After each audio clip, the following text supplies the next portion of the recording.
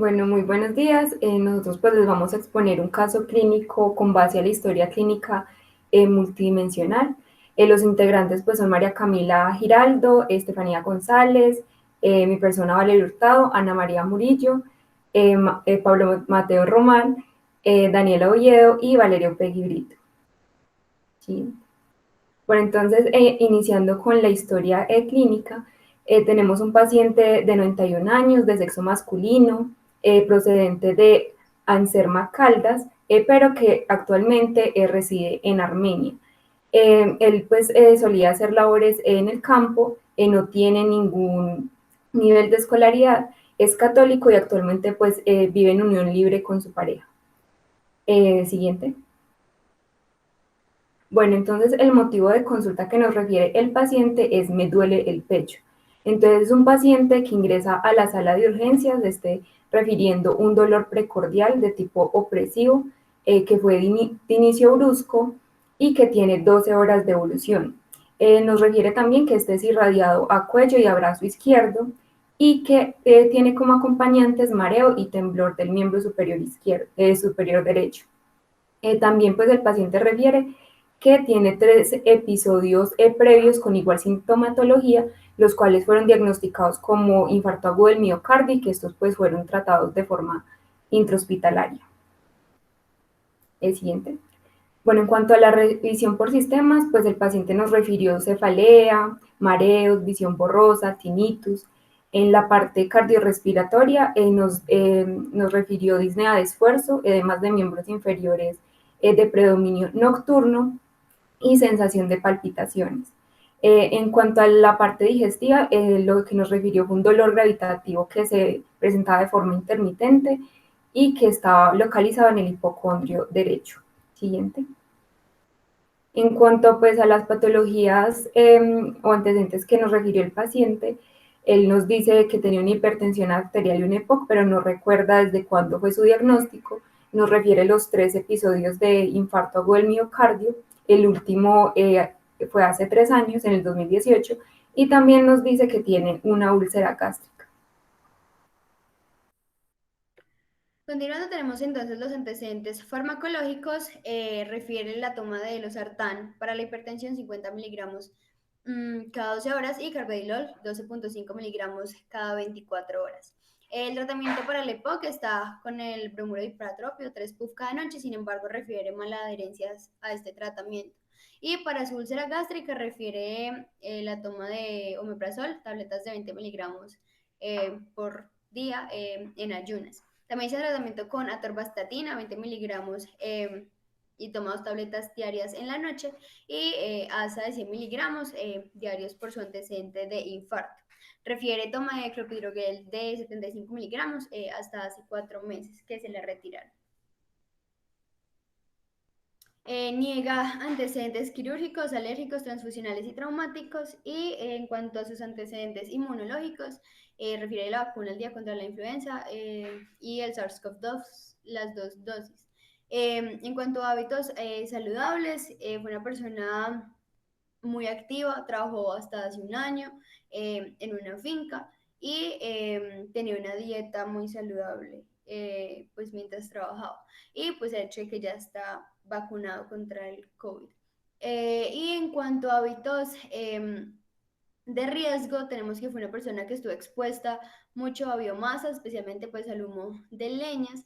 También fue fumador activo por 50 años, fumó una cajetilla diaria, lo que nos da un índice tabáquico de 50, que es de alto riesgo. También refiere ahorita un hábito de sueño predominantemente diurno y también refiere pues el consumo de bebidas alcohólicas por mucho tiempo. Siguiente.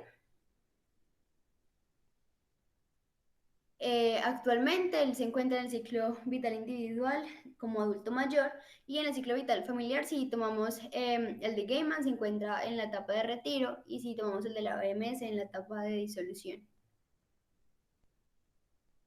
Este es el familiograma, entonces nuestro paciente, como podemos ver, está de rojo. Él se casó y tuvo su primera pareja hace mucho tiempo y tuvo 6 hijos con ella. Tuvo 4 hombres y 2 mujeres y una de ellas hace unos años falleció. Dos de sus hijos están casados y tiene 3 nietos. Él se divorció de su primera pareja, la cual murió hace unos años, pero no sabe mucho del tema debido a que ya no estaban juntos. Y luego se comprometió con su segunda pareja, con la cual vive en unión libre. Y actualmente vive con ella y con la hija y con la nieta de su pareja. Siguiente. En cuanto al ecomapa, entonces tenemos que es una persona religiosa, es católica, aunque no va mucho a la iglesia. Su hobby actualmente es la jardinería, tiene su propio vivero. Y en cuanto a la vivienda, vive en Altos de Agua Bonita con las personas que ya mencioné y cuenta con todos los servicios y tiene su propia habitación y todo. Y en cuanto a su trabajo, pues trabajó hace un año, como ya mencioné, en una finca. Siguiente.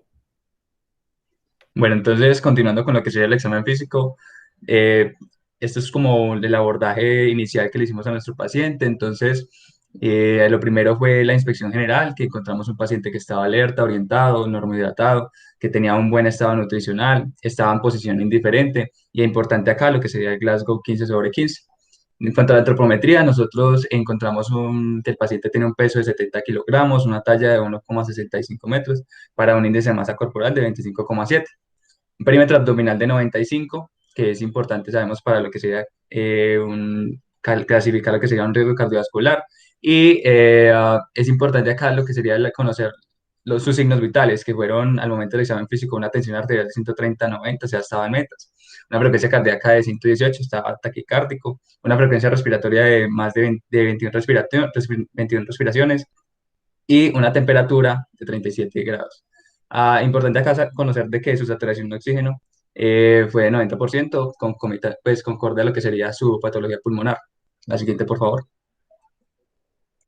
Bueno, continuando con el examen físico, tenemos que al tórax se encontró simétrico, con signos de dificultad respiratoria, tenía dolor a la palpación en hemitórax izquierdo, tenía una elasticidad y expansibilidad pulmonar disminuidos, se encontraron roncos y estertores vivasales, tiene ruidos cardíacos rítmicos de buena intensidad y respiración superficial irregular.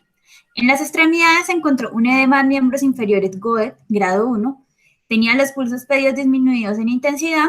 En el cuello pues se encontró que era simétrico, sin presencia de masas, con presencia de danza carotidia, pulsos carotídeos simétricos y ritmos, y pues tenía ingurgitación yugular por el reflejo hepatoyugular positivo.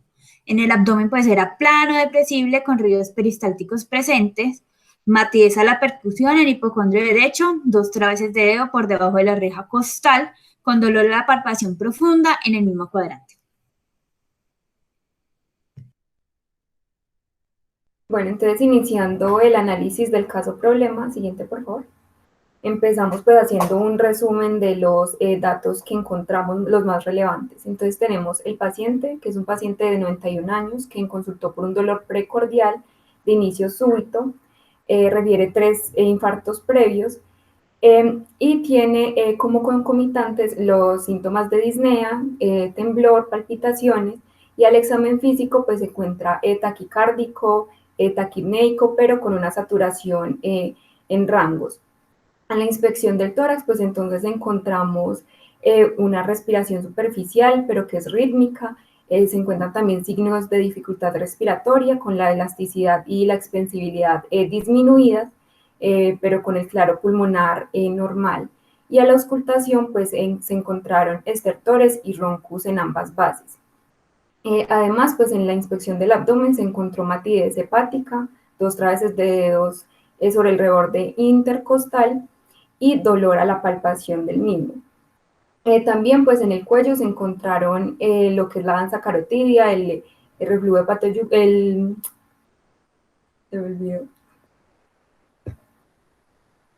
el reflujo hepatoyugular, y también pues en los miembros inferiores el edema con GODET grado 1.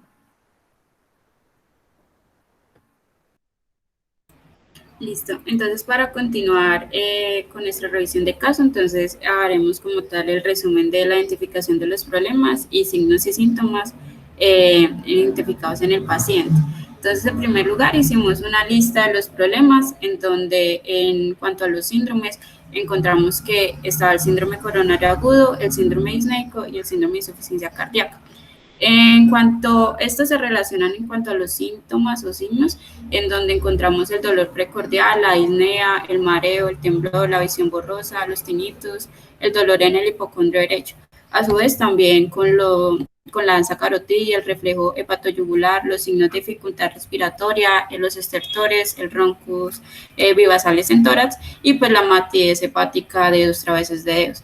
Estos se asocian también con los problemas de contexto identificados en donde fueron el sedentarismo y pues esos antecedentes de tabaquismo y alcoholismo que presentaba.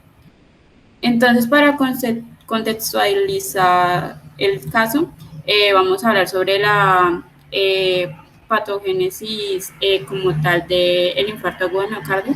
Entonces, pues va a ser como tal un daño en el miocardio que es irreversible, que pues va a conducir como tal una necrosis que se va a dar por una oclusión en el diámetro del lumen, especialmente en las arterias coronarias.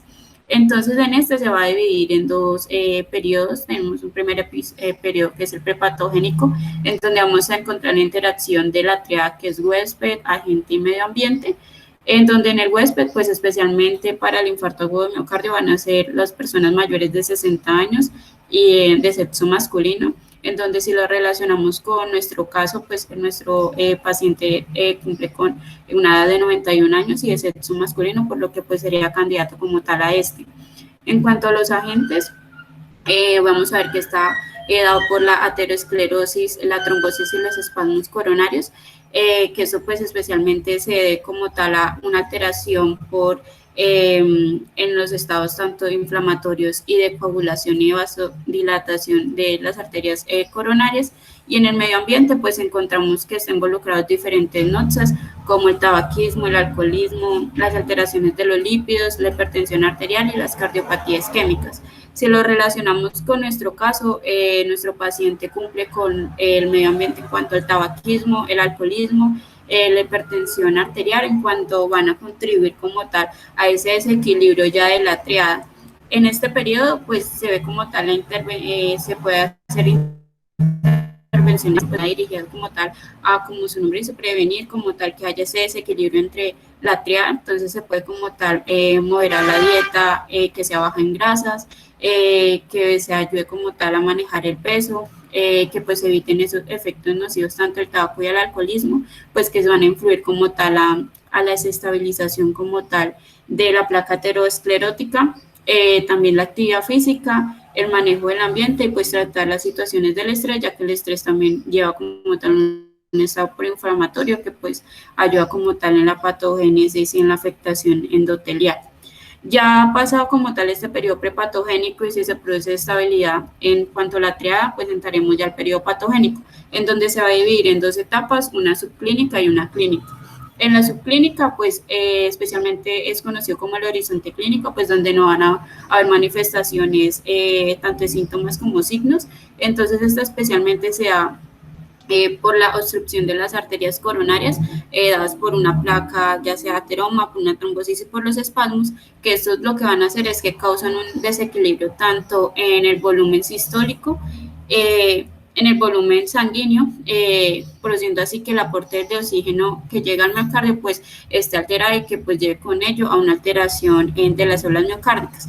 Esto a su vez está influenciado ya sea como vemos en nuestro paciente que está la hipertensión arterial, este aumento como tal de requerimiento como tal de oxígeno a nivel del miocardio y pues con esta obstrucción de las arterias coronarias lo que hace pues que se empiece a ver como tal una deficiencia y a su vez que como en la sangre que llega como tal al corazón está especialmente controlada o está mediada durante la diástole y al aumento como tal ese aumento en la frecuencia cardíaca va a disminuir el tiempo como tal de diástole y por eso también va a disminuir el riesgo sanguíneo.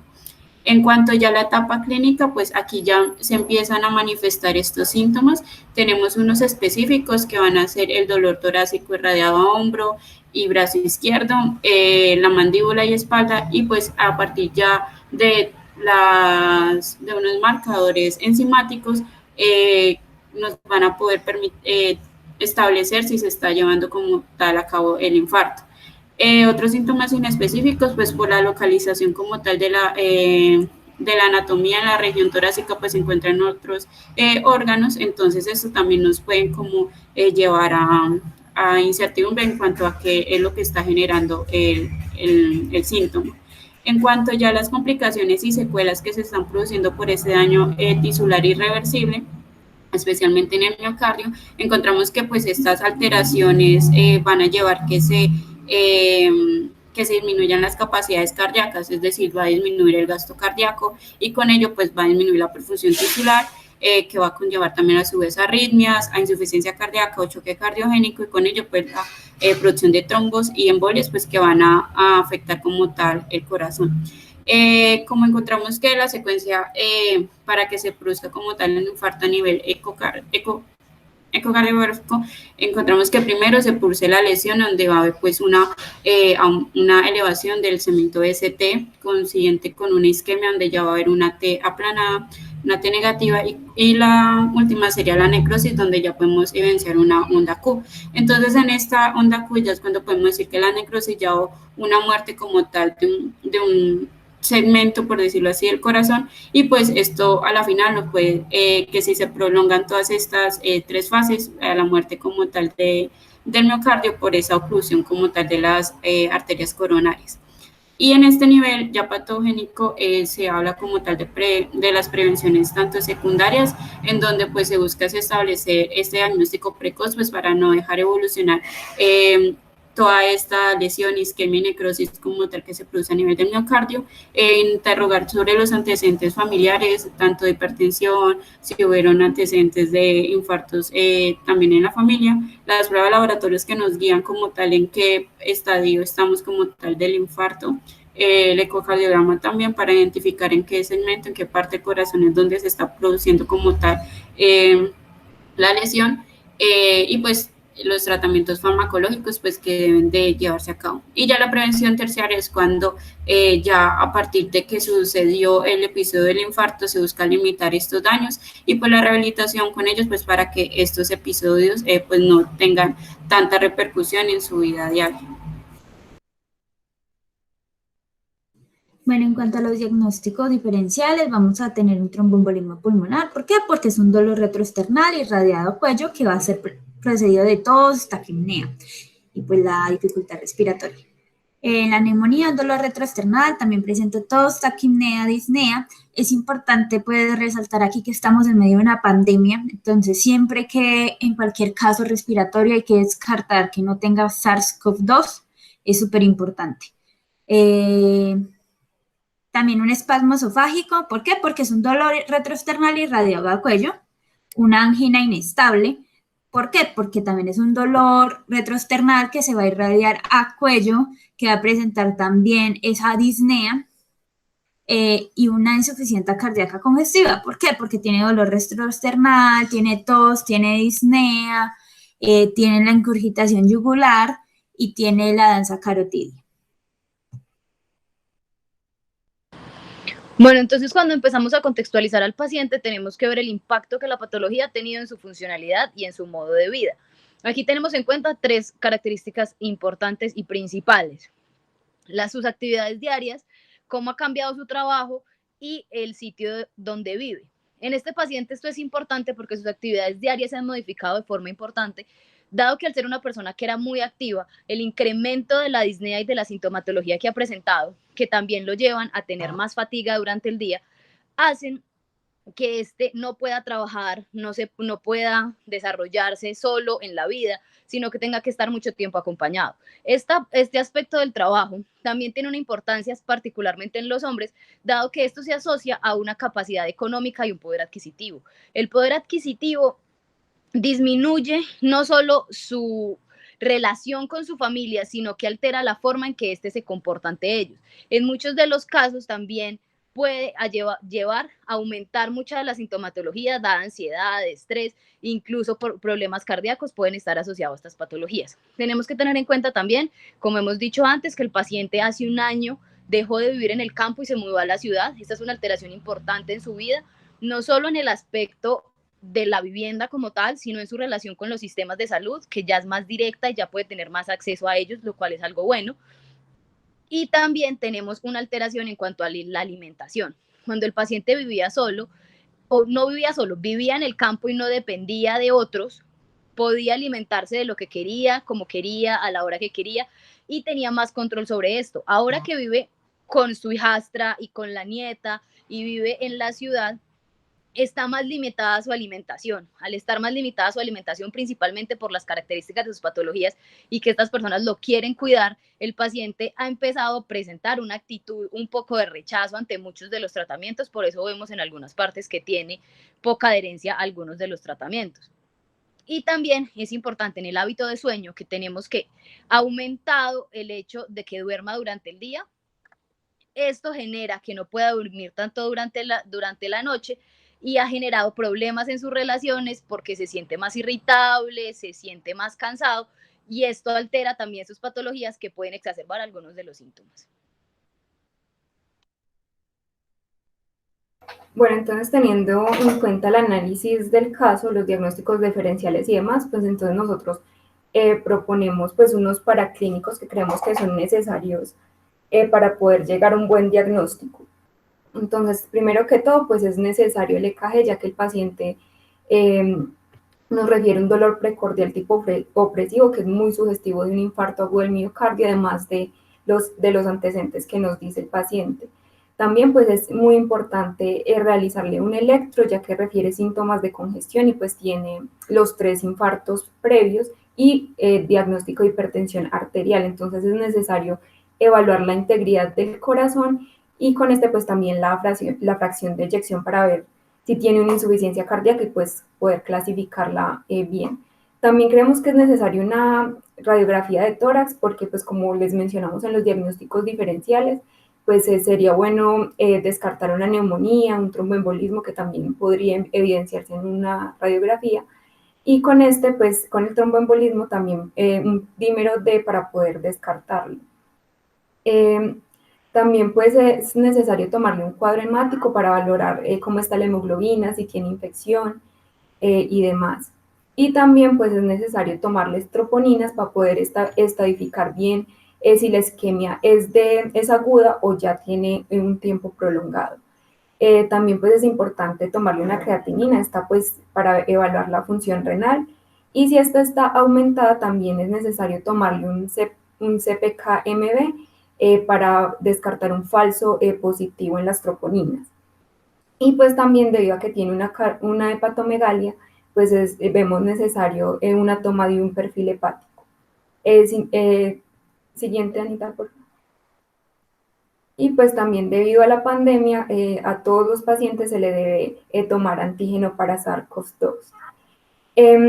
Entonces, en cuanto a los preclínicos que tenemos, que se le tomaron al paciente, tenemos un hemograma que se le tomó el 9 de junio, pues presentando resultados con una hemoglobina de 16.4, estando en el límite superior del valor normal, plaquetas disminuidas en 123.000 y unos neutrófilos elevados y unos linfocitos disminuidos, lo que me podría hablar de un proceso infeccioso.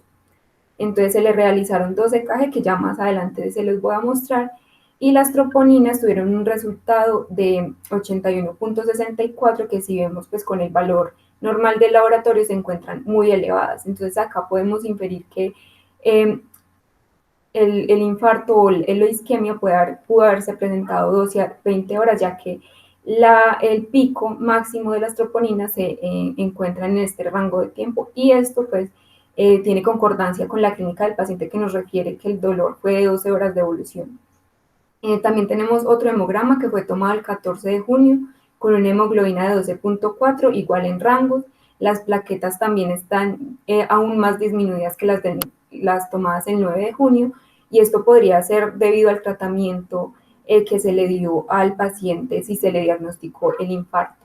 Y vemos que tiene neutrofilia y linfocitosis, lo que me podría hablar de un proceso infeccioso y por eso se le tomó un parcial de orina y un hemocultivo y un urocultivo y vemos pues que el parcial de orina presenta un aspecto turbio y pues el resto salió normal a excepción de los eritrocitos que se encontraron de 11 a 20 eritrocitos por campo, lo que me podía hablar de una hematuria. Y aquí pues esto es importante porque siendo un paciente de 91 años y pues de sexo masculino también es importante evaluar cómo está la próstata. Entonces el hemocultivo y el urocultivo salieron negativos, entonces no hay infección. Se podría descartar una infección, además que el antígeno SARS-CoV-2 también se encuentra negativo. Y por último, pues la creatinina en suero también pues salió normal en rangos. Siguiente. Bueno, entonces este es el primer EKG que se le tomó al ingreso. Entonces podemos ver que hay una isquemia extendida en todas las caras. Vemos que en B1 se encuentra T positiva y en B6 T negativa, lo que no me podría hablar de un hemibloqueo.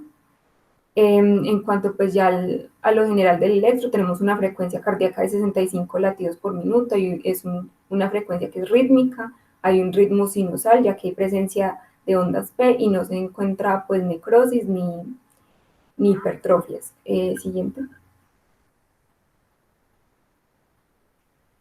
Bueno, entonces acá esto es como para recordar, para ver que la onda T en el electrocardiograma puede presentarse un día después de que haya habido una elevación del ST. El siguiente. Bueno, entonces este es el siguiente electro, el segundo electro que se le tomó 6 horas después al paciente. Vemos que sigue habiendo isquemia en lo que es la cara anteroseptal y lateral alta, sin embargo ya la cara inferior ya no se ve un proceso de isquemia, sino ya la necrosis como tal. La frecuencia cardíaca pues es de 90 latidos por minuto, el ritmo sigue siendo sinusal y pues sigue sin haber hipertrofias. Siguiente.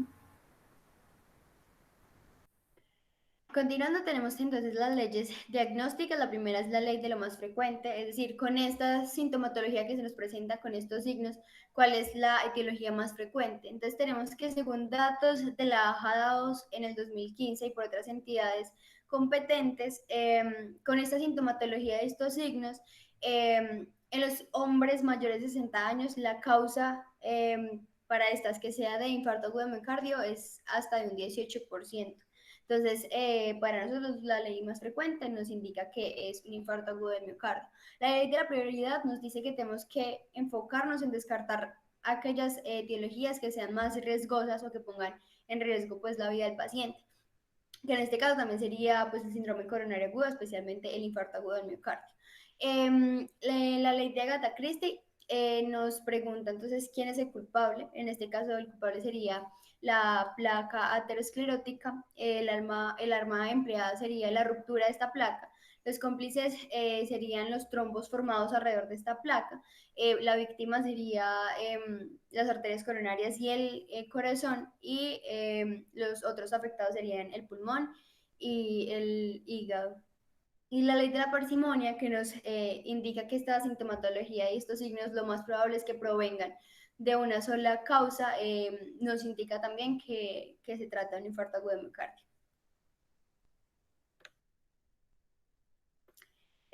Los tratamientos que el paciente ha tenido, el bromuro hipatropio para el EPOC, 3 puff cada noche, el Losartan 50 miligramos cada 12 horas, la atorvastatina 20 miligramos, se toma 2 tabletas diarias en la noche, el ASA de 100 miligramos cada 24 horas, el omeprazol 20 miligramos cada 24 horas en ayunas, carvedilol 12.5 miligramos cada 24 horas, está anticoagulado pues por el cuadro clínico, está con enoxaparina 70 miligramos por día, y el clopidogrel, ahí está mal, que pena, son 75 miligramos día. Siguiente, por favor.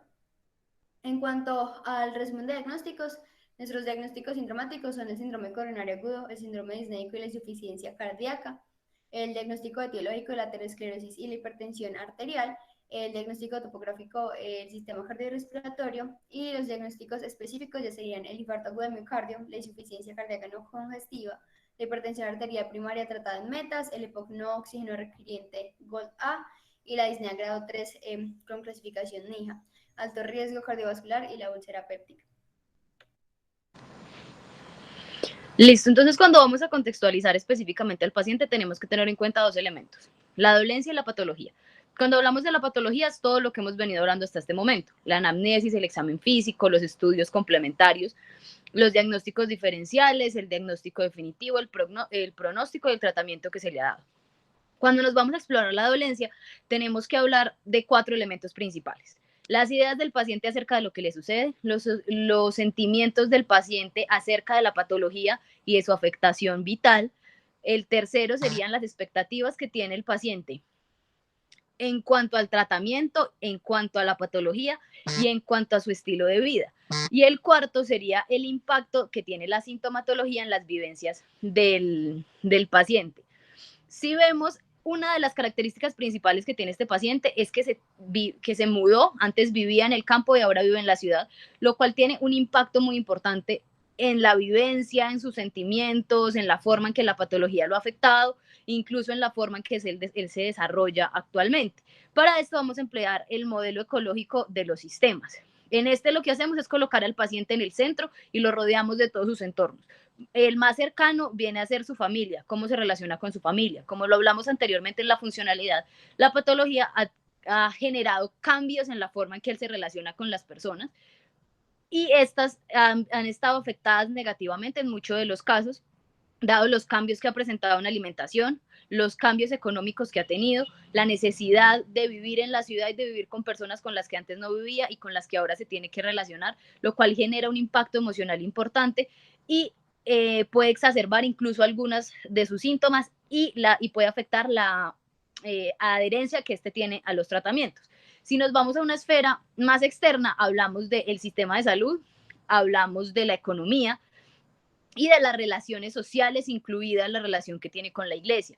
Como lo vimos anteriormente, es un hombre católico que ha dejado de ir mucho a la iglesia. Esto puede ser en parte por lo que ya no se puede desplazar solo y la implicación que tiene la disnea en su vida y el aumento de la fatiga y de la limitación de las actividades que puede realizar. En cuanto al sistema de salud, tenemos que hay una ventaja en el hecho de que ahora viva en la ciudad porque puede adquirir más fácil los servicios y se puede desplazar más fácil a los centros de atención, lo cual es un aspecto positivo. En un ámbito ya en cuanto a cómo se relaciona él con el sistema de salud, tenemos que cuando nos relacionamos con él, es una persona que está muy pendiente de su salud, tiene una muy buena relación con los médicos y no genera barreras para poder dar información o para que se pueda realizar un proceso de curación y podamos llegar a mejorar sus condiciones de vida. Esto es importante, como lo va a hablar ahora más adelante Mateo, en la forma en que se puede dar un tratamiento oportuno y adecuado para mejorar todas estas condiciones que se le han afectado al paciente dada esta patología. Bueno, y pues ya para concluir, vamos a hablar de un poco de lo que sería, cómo sería ese manejo integral que se propone para nuestro paciente. Entonces, nosotros siempre que vamos a hablar de un manejo integral debemos de hacernos preguntas. Preguntas que van desde lo que sería identificar la causa por la cual acude nuestro paciente, hasta cómo podemos hacer para mejorar todo lo que sería la capacidad funcional del mismo. Entonces, resolviendo todas estas dudas, nosotros identificamos causa o motivo, pero conociendo de que la persona que va a abordar primeramente al paciente siempre va a ser el personal de salud. Entonces, lo que sería la clasificación en el triage y que lo más probable, a menos de que haya sido pues en la calle, etcétera, que le haya dado lo que sea este dolor tipo angina, es que lo traiga a su familia, ¿cierto? Entonces lo clasifica el personal de salud y pues ya se daría pues lo que sería la atención, ¿no? Entonces, identificando la causa sería un dolor precordial opresivo, 12 horas de evolución, como ya lo hemos dicho, irradiado, ya sabemos a dónde. Entonces, ¿qué pasa? Resulta que nosotros cuando nos encontramos frente a estas situaciones, debemos de conocer o de descartar lo que sería algo que nos enseñaron a nosotros en pensamiento crítico, que es la ley de la prioridad. Entonces, ¿qué causa un dolor precordial? Y además de eso, ¿qué es lo que nos puede llevar más probable o que tenga más posibilidades de que nuestro paciente se muera, ¿cierto? Entonces, en estos casos, lo primero siempre es descartar un origen, descartar que ese dolor torácico sea de origen cardiogénico, ¿sí? ¿Por qué? Porque esto es lo que compromete más la vida de nuestro paciente. Entonces, ese es nuestro principal objetivo. Entonces, ahí es donde uno se hace muchas preguntas y es de cómo podemos hacer para saber si es de origen cardiogénico o si no es de origen cardiogénico. Y eso es por medio de un electrocardiograma. Sabemos que siempre se recomienda hacer un electrocardiograma de 12 derivaciones y que esté no solo tomado, sino leído lo más rápido posible. En caso de que no encontremos nada en el electrocardiograma, también está recomendado hacer troponinas para saber si es un infarto o no.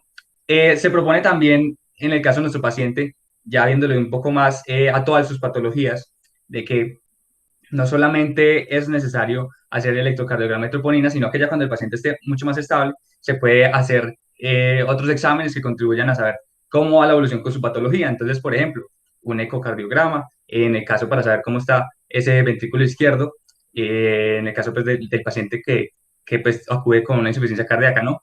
Entonces, ¿qué buscamos en un electrocardiograma? Buscamos primeramente si hay supra o infranivel, que pues no es el caso de nuestro paciente. También debemos de mirar que ondas T invertidas, que como le dijo Valerie, nos indican que isquemia. Y en el caso de que no encontremos alteraciones, podemos hacer las troponinas, ¿cierto? ¿Qué pasa? Resulta que no solamente es nosotros como descartar que sean cosas de origen cardiogénico, sino saber cómo fue esa evolución de nuestro paciente para que llegue a ese origen cardiogénico. Entonces, eso es contextualizarnos. Nos contextualizamos de cómo ha sido el trayecto de la enfermedad de nuestro paciente. Entonces, teniendo aspectos importantes, por ejemplo, como la edad, que ya es un paciente de 91 años, por ejemplo, lo que sería factores de riesgo, entonces, que sea el sedentario, una dieta que tenga alto contenido de sodio o de líquidos, el hecho de que tenga comorbilidades, por ejemplo, la hipertensión arterial, el EPOC, la insuficiencia cardíaca, el hecho de que tenga lo que sería infartos previos, ¿sí? Que estos infartos previos ya sabemos que han sido 3, entonces es importante por lo que sería la ley de lo más frecuente, ¿no? Entonces no solo aplica por lo que sería nuestra clínica, que es muy común, sino también porque el paciente ya tiene un antecedente que lo hace como de mucho más riesgo a que se presente. El hecho de que tenga medicamentos, ya sabemos que, por ejemplo, él está tomando atorvastatina, entonces ya sabemos que es un paciente de alto riesgo cardiovascular, que tenemos que hacer como buenos controles y un buen saber como si el paciente se está tomando o tiene buena adherencia a los manejos, ¿sí? Porque ya sabemos que en este caso, pues no es pues el paciente como que no se toma muy bien los medicamentos, ¿no? Entonces, cuando nosotros diagnosticamos, siempre debemos de saber cuáles son los riesgos de, por ejemplo, no hacer un diagnóstico precoz. Y en esto incluye lo que sería un gran impacto en la funcionalidad del individuo, ¿sí? De nuestro paciente. Entonces, digamos que hay muchas posibilidades de que se presente la recurrencia, ¿sí? Si no se hace un manejo óptimo y precoz o incluso puede llevar a la muerte en caso de que no diagnostiquemos tempranamente. Que es importante saber de que si nosotros vamos a ofrecer un manejo integral, debemos de siempre, como lo dijo Estefanía, enfocarnos pues en todas las esferas, ¿sí? Entonces, por ejemplo, si nosotros sabemos que nuestro paciente no se está tomando adecuadamente sus medicamentos, entonces hay que mirar cuál es la causa de eso. Y para mirar esta causa, podemos, por ejemplo, apoyarnos en lo que sería trabajo social, por ejemplo. Entonces, si no le están dando los medicamentos o si es que él no se los sabe tomar, etcétera. Otra posibilidad es, por ejemplo, la dieta. Entonces, que acuda con un nutricionista, donde se pueda, pues, regular su dieta, que sea una dieta posódica. Y esto, pues, como tal, lo que buscamos con todos estos tratamientos de manera integral es que el paciente recupere como tal parte de esa funcionalidad y esa dependencia.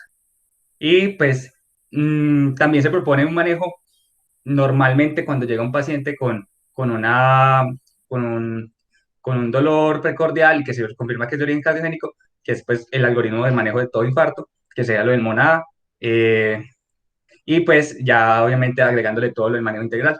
Entonces, pues en esto concluye lo que sería nuestra exposición de un caso. La siguiente, por favor. Y pues esta es nuestra bibliografía. Muchas gracias.